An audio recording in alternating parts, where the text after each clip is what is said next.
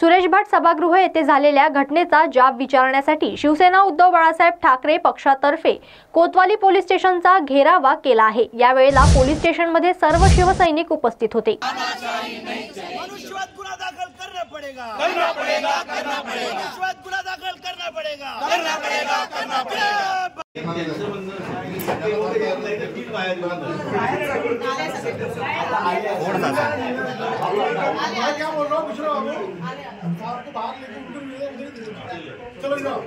हा आपल्या नागपूर शहरातला सगळ्यात मोठा विषय झालेला आहे आणि 2-3 दिवसापासून त्या वर्तमानपत्रामध्ये सतत बातम्या येतात आणि ह्या कोतवाली आपल्या हद्दीतला हा विषय आहे। त्याच्यामध्ये शिवसेनेतर्फे काल आम्ही मागणी केली होती, आंदोलन नारे निदर्शने केले होते।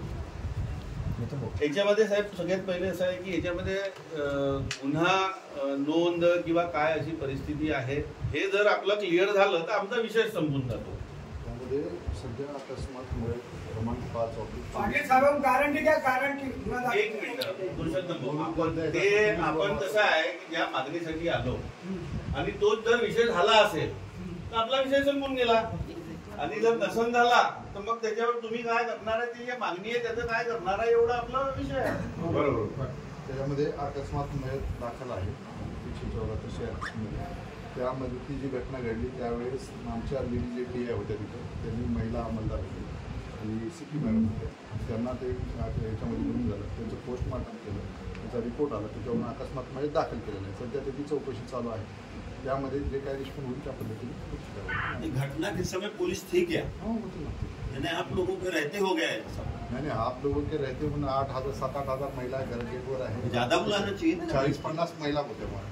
एक है ना, आखिर जबाबदारी किसकी? नाही तुम्ही आकस्मिक गुन्हा दाखल केला पण त्या आयोजकावर गुन्हा दाखल करा ना तुम्ही। आकस्मिक अर्थ काय? पोलीस की आयोजक नियोजन बरोबर करू शकत नाही। आपको जवाबदार 2 में से एक के लेना पड़ेगा, या तो पुलिस पर कार्रवाई करिए आयोजक की। पुलिस तक